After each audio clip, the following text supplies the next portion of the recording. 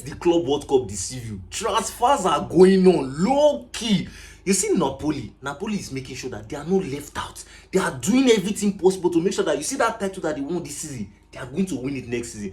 Currently, you see this transfer, it shocked me. Like, I was not expecting it. To me, it came out the blue.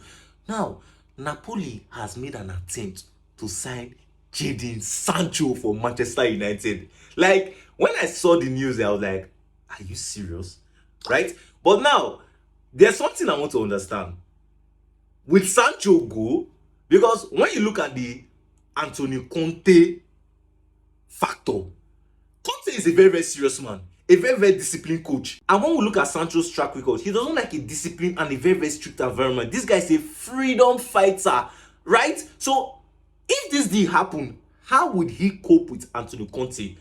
I don't know if you get, unless he would just say, okay, I'm in a new surrounding, a new country, I have to just comport myself. But this deal is going to be a good deal. But Manchester United, be wise. Don't be fooled by Napoli.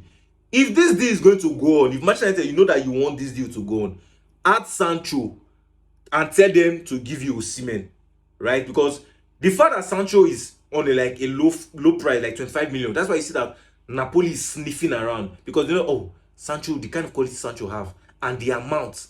You understand? They're just, all these Italian teams and German teams, they like cheap particle, show free. So that's why they're coming for Sancho. So instead of Manchester United to sell Sancho to Napoli for 25 million, add him to the deal to get to Osimhen. I think this would be a very, very wise move for Manchester United.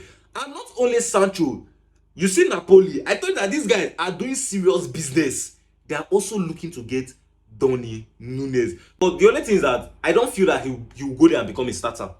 Right? Because you have the likes of Lukaku there. So I don't even feel that Núñez would go, because Núñez might want to go to a club whereby he will be starting. Like, he will be guaranteeing of his starting position. But if Núñez mistakenly carry his bag and go to Napoli, starting position, he might not see it. Right? Napoli did not still stop there.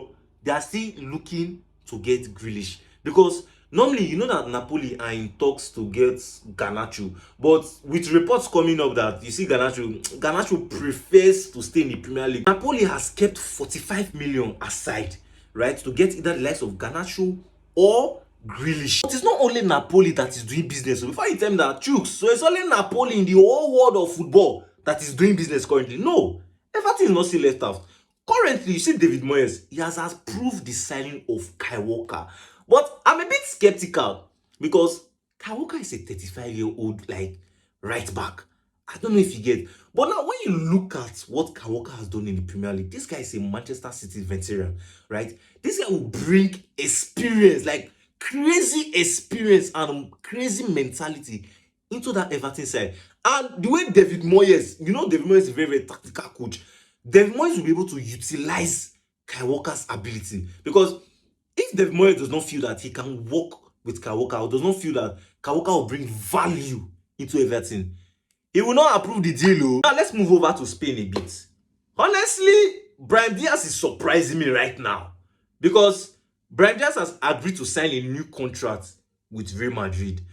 See, I didn't really expect Brahim Díaz to consider signing a new contract with Real Madrid, because if you look at the game time Brahim Díaz has had for the past how many years, is when he came from AC Milan, this guy's had very little game time in the team. And most especially the fact that they signed Bellingham. You see the signing of Bellingham made things worse. And now they had young talents with the likes of Andagula still in that squad, still very young, and still had a lot to play for. Because if you look at Andagula, he has really shown sign that I'm supposed to be in this team. So what does that say about Brahim Díaz signing a new deal? Unless maybe Brahim Díaz has spoken with Xabi Alonso. Xabi Alonso say that, oh, I like your play and you are going to be very, very vital to my setup and to my team. If not, I think that Brahim Díaz has the potential, has everything to go to any club in Spain, in Premier League, in the Serie A, which he has done it in the Serie A, to start to be a consistent starter in any big club in the top 5 league. If you've not still subscribed for the channel, kindly hit on the subscribe option. It's going to be on this part of your screen. Smash on the like button, give this video a thumbs up, and also stay tuned for our next updates. And you're watching Everything Football.